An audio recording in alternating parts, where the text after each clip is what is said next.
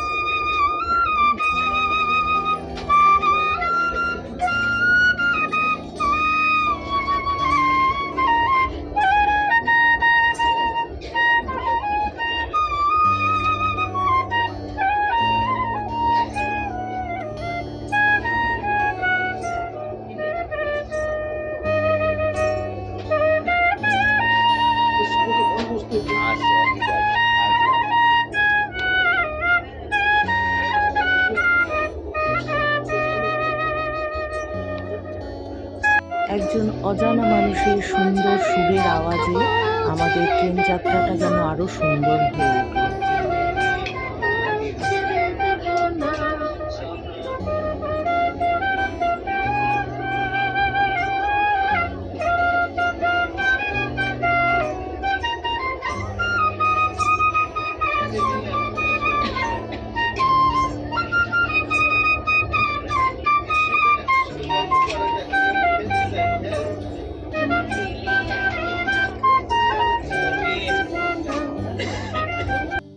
দূরপাল্লায় ট্রেনে উঠবো আর ট্রেনের ওই লজেন্স খাবো না, সেটা কি করে হয়?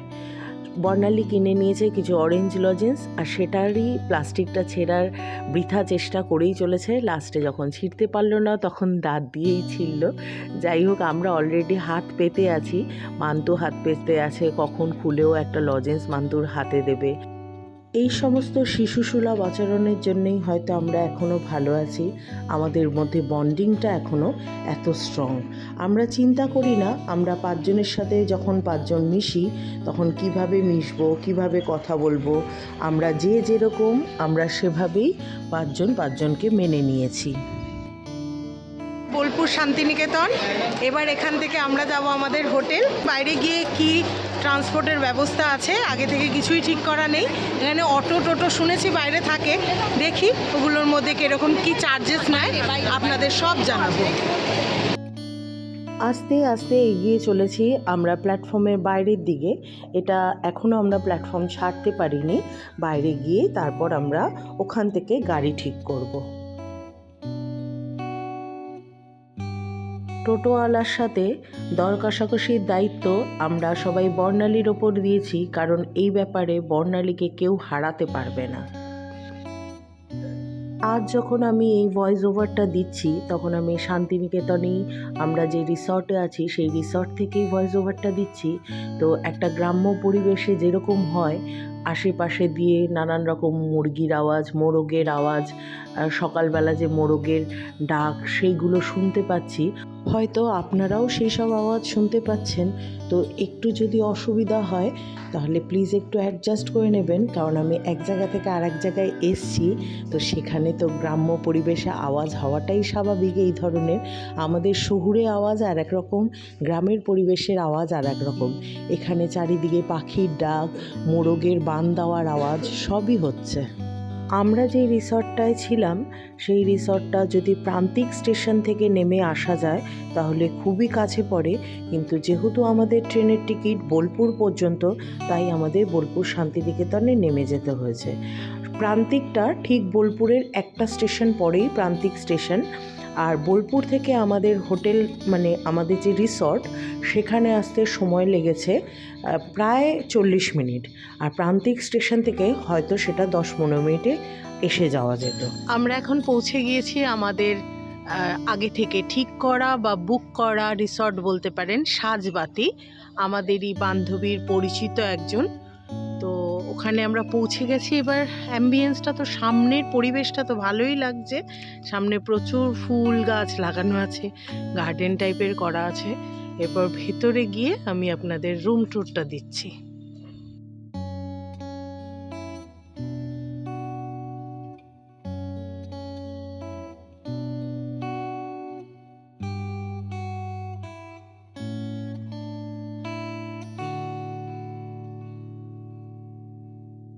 দেখতে পাচ্ছেন সামনে একদম কি সুন্দর সুন্দর সব ফুল গাছ। কিছু ফুল তো পরিচিত, কিছু কিছু কিছু ফুলের নামও জানি না।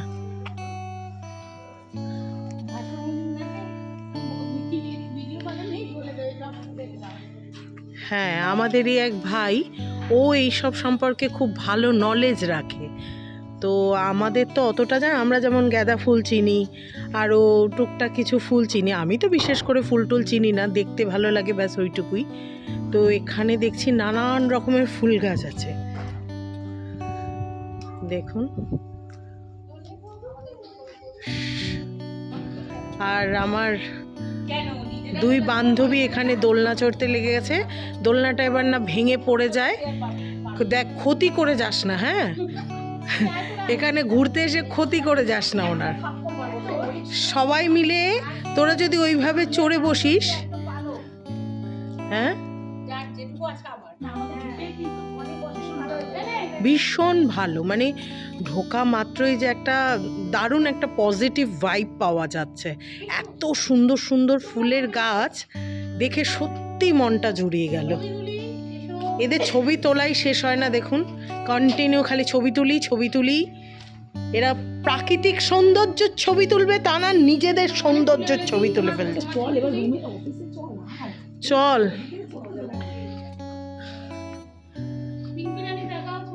চলুন, একটু ফর্মালিটিসগুলো করতে হবে, একটু ফর্মালিটিসগুলো করে নিই।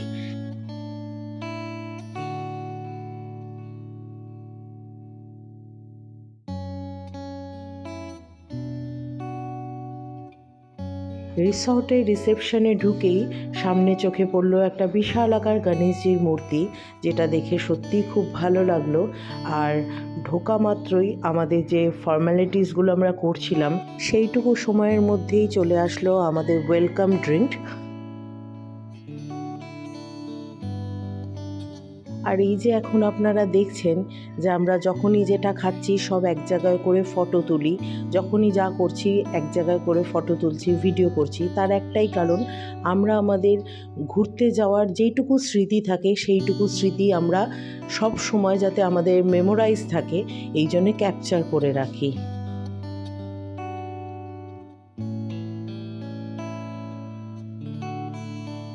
রিসেপশনের সাইড থেকেই উঠে যাওয়া সিঁড়ি দিয়ে আমরা ফার্স্ট ফ্লোরে উঠে আসলাম। আর এই ফার্স্ট ফ্লোরেই আমাদের রুম নাম্বার 205। আজ আমাদের ঠিকানা আমাদের এই রিসর্ট হোটেল সাজবাতির এই রুম। সুন্দর গুছানো দুটো ডবল বেড, যাতে নাকি আমরা 5 জন আরামসে হেঁটে যাই। সব জায়গায় আমরা এই ধরনের ডাবল বেডের দুটো রুমই নিই, আর তাতে আমাদের 5 জনের হয়েও যায়।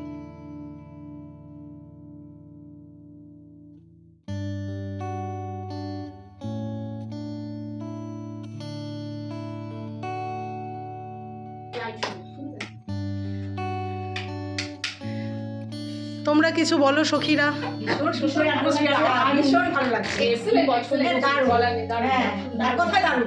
আমরা যেখানে যেখানে গিয়েছি সেখানে সেখানে কিন্তু আমরা রুমগুলো ভালো পেয়েছি। দারুণ দারুণ লেগেছে, ভীষণ দারুণ, ভীষণ পছন্দ হয়েছে। ভীষণ সুন্দর রুম, এত সুন্দর রুম। এই যে আমাদের ডাবল দুটো বেড দেওয়া হয়েছে। আমরা মোটামুটি 5 জন অ্যাডজাস্ট করে নিই এই বিছানায়, কারণ আমাদের মধ্যে 2 জন তো পাতলা পাতলা, ওদের হয়ে যায়। প্রয়োজনে হতে হয়েছে বলছে, আমি আর প্রয়োজনে হতেই পারলাম না, মানে আমার এই দুঃখ রয়ে গেল চিরকাল।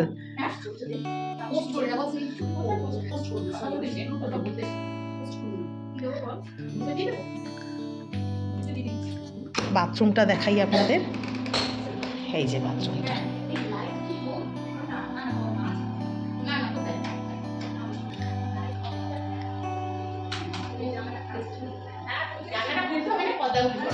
ভালো, খুবই সুন্দর, নিট অ্যান্ড ক্লিন, খুব সুন্দর বাথরুম, খুব পরিষ্কার পরিচ্ছন্ন, যেটা নাকি আমাদের, বিশেষ করে আমাদের মহিলাদের খুব প্রয়োজন না। আমরা নোংরা বাথরুম একদম পছন্দ করি না। খুবই ভালো। সম্পূর্ণ রুম ট্যুরটা আমি আপনাদের সাথে শেয়ার করলাম। এখানে আমার সামনে রয়েছে আমাদের চা কফি খাওয়ার ব্যবস্থা, যেটা নাকি আমাদের এখন খুবই প্রয়োজন। এখন আমরা একটু ফ্রেশ হয়ে জামা কাপড় চেঞ্জ করে চা কফি খেয়ে আবার বেরিয়ে পড়ব।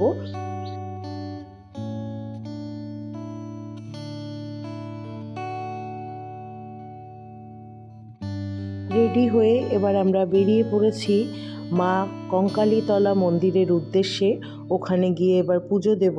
তার আগে আমাদের কিছু ফটো সেশন চলছে, যেটা নাকি আমাদের নিয়ম করতেই হবে।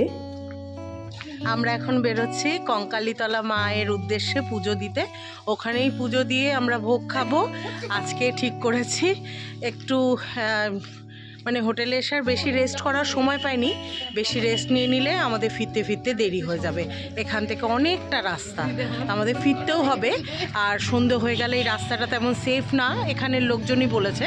তাই আমরা চেষ্টা করব দুপুরের মধ্যেই যাতে চলে আসতে পারি।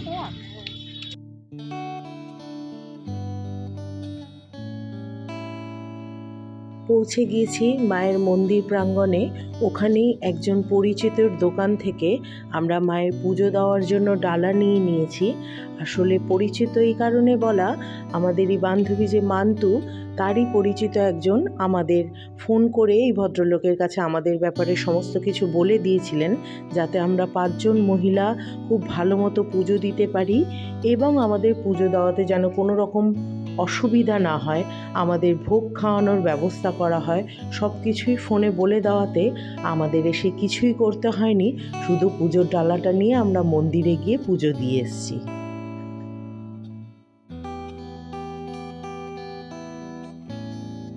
আমরা যেই দোকান থেকে মায়ের পুজোর ডালাটা নিয়েছিলাম, সেই দোকান থেকে ঠিক 20 থেকে 25 পা দূরে মায়ের মন্দির প্রাঙ্গণ। খুবই সুন্দর করে সাজানো, অনেকটা জায়গা নিয়ে মায়ের এই মন্দির।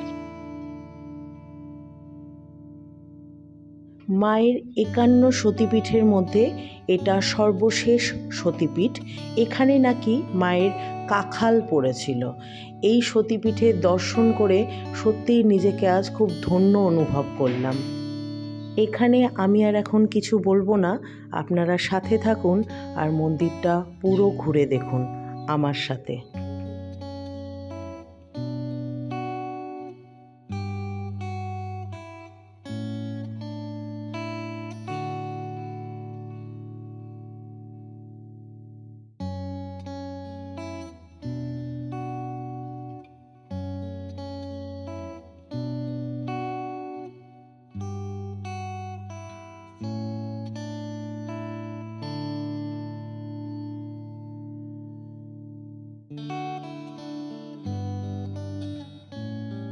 আগে জানতাম মায়ের মন্দিরের ভেতরে ক্যামেরা অ্যালাউ না, কিন্তু এখানে এসে দেখলাম সবাই ক্যামেরার সাহায্যে ফটো নিচ্ছে, ভিডিও করছে। তাহলে আমি বাদ যাই কেন? আপনাদের সাথে শেয়ার করতে পারলে আমারও ভালো লাগে। এই স্থানে মায়ের জন্য বলি দেওয়া হয়। তো আমরা যখন পৌঁছেছি তখন হয়তো সদ্য কোনো বলি দেওয়া হয়েছে, এই জন্যে চারিদিকে টাটকা তাজা রক্ত ছড়িয়েছিল। দেখে মনটা বড্ড ভারী হয়ে গিয়েছিল, কারণ কোনো অবলা জীবেরই বলি দেওয়ার পক্ষপাতী আমি না। কিন্তু আমাদের শহুরে কালচার তো এখানে চলবে না। এখানে গ্রামের পরিবেশ, এখানের মানুষের ভক্তি, ঠাকুরের প্রতি মান্যতা অন্য রকম মাত্রায়। পুরো মন্দির প্রাঙ্গণটা আমরা ঘুরে এসে বসলাম মায়ের মূল মন্দিরের নিচে। আর আমাদের সোমাকে রিকোয়েস্ট করলাম ও যেন একটা দুটো মায়ের ভক্তি গান গায়, কারণ ভক্তিস্থানে এসে যদি একটু ভক্তিগীতি না শোনা হয় ঠিক পরিপূর্ণ হয় না। মায়ের মন্দিরের ভেতরে যে মায়ের ফটোটা দেখলেন তার নিচেই, মানে ফটোটার নিচেই মায়ের ওই কাখালের যে অংশটা, সেই পিণ্ডটা রয়েছে। আমি জানি না ওটাকে পিণ্ড বলে কি বলে, ওটা ফুলে চাপা রয়েছে, ওটা তো ওইভাবে দেখতে দেয় না, তবে ওনারা ওখানেই বলে যে এখানে তাকিয়ে আপনারা পুজো দিন, মায়ের কাখালের অংশ এখানেই রয়েছে।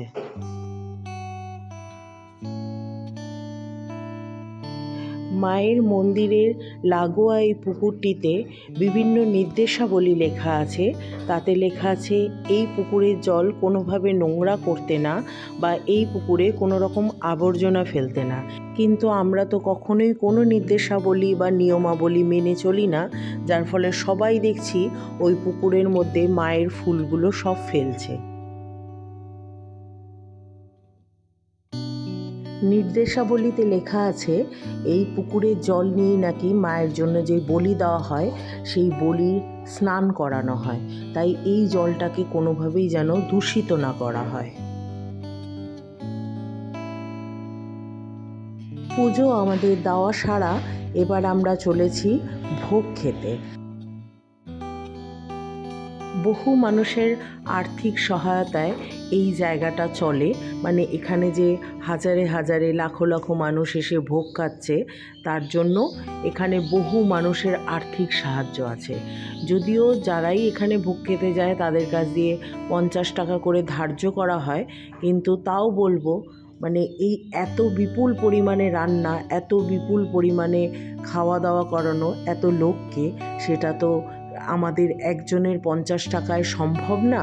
এখানে প্রচুর গরিব মানুষ আসে যারা নাকি ভিক্ষে করে খায়, তাদের আলাদা জায়গা করা হয়েছে তাদের বসিয়ে খাওয়ানোর, কিন্তু তাদের তো সামর্থ্য নেই যে 50 টাকা করে দিয়ে খাবে, তাই আমার মনে হয় ওই আর্থিক সাহায্যটা তাদের জন্যই বরাদ্দ।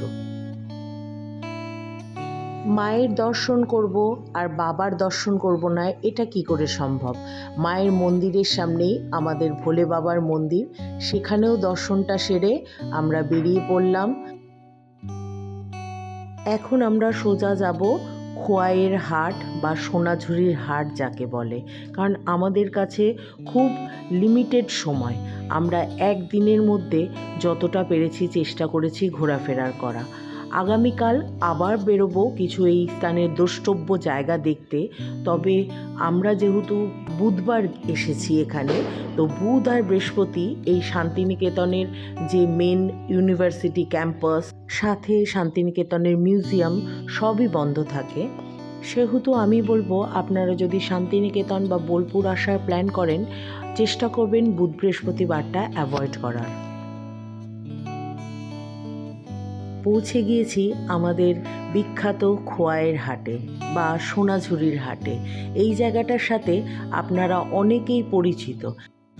আসলে এই জায়গার সাথে আমাদের বাঙালিদের একটা অদ্ভুত আবেগ জড়িয়ে আছে। এটা আমাদের রবি ঠাকুরের জায়গা। এই টানটা আমরা বাঙালিরা কিন্তু ইগনোর করতে পারি না। পুরো হাট জুড়ে বিভিন্ন সাজগোজের জিনিস, টেরাকোটার জিনিস, কাপড় জামা সবই বিক্রি হচ্ছে। প্রচুর জিনিস কেনাকাটা করেছে আমার 4 খেপি বান্ধবী, মানে ওদের যেহেতু আত্মীয় পরিজনদের সবাইকে দিতে হবে, তাই ওরা প্রচুর জিনিস কিনেছে। কিন্তু আমার যেহেতু নন বেঙ্গলি বাড়িতে বিয়ে, তারা কিন্তু এই সমস্ত জিনিসের অতটা কদর করতে পারে না, তাই আমি কিছুই নেব না। তবে হ্যাঁ, 2-4টে জিনিস নেব যেটা নাকি আমার খুব কাছের কিছু বন্ধু আছে তাদের দিতে হবে, আর আমার মেয়ের আন্টিরা আছে তাদের জন্যও নিতে হবে। মানে ওরা যেখানে যায় অবশ্যই আমার জন্য, আমার মেয়ের জন্য নানান রকমের জিনিস নিয়ে আসে। এটা নেওয়া দেওয়ার ব্যাপার না, ব্যাপারটা হচ্ছে একটা অনুভূতি। আমি তাকে মনে করে কিছু নিয়ে এসেছি, যেখানে গিয়েছিলাম সেখান থেকে তার জন্য মনে করে কিছু স্মৃতি নিয়ে এসেছি, এটা কিন্তু অনেক ভ্যালু রাখে। গিফটের কোনো মূল্য হয় না, ছোট্ট থেকে ছোট্ট জিনিসও আপনাকে একটা দারুণ ভালো লাগা দেবে যে আমার কথা ভেবে সে আমার জন্য এই গিফটটা এনেছে। এই জায়গায় পৌঁছলে আপনার চোখ ক্লান্ত হবে, শরীর ক্লান্ত হবে, পা ক্লান্ত হবে হেঁটে হেঁটে, কিন্তু আপনার ইচ্ছা ক্লান্ত হবে না। এই জায়গায় এত জিনিসের পসার যে আপনি কি ছেড়ে কি নেবেন দিশে পাবেন না।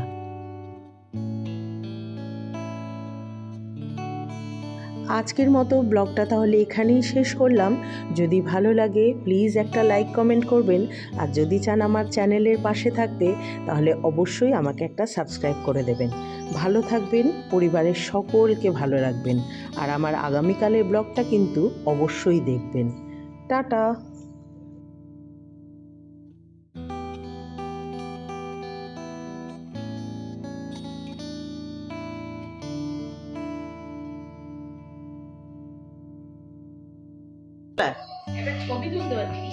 মান্টু আমাদের এখন চা করে খাওয়াচ্ছে, গরমা গরম চা না কফি? কফি, আচ্ছা কফি করে খাওয়াচ্ছে।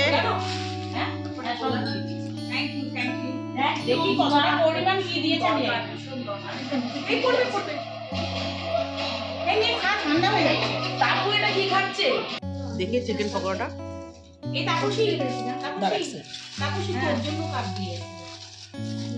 তুলেছিস কেন?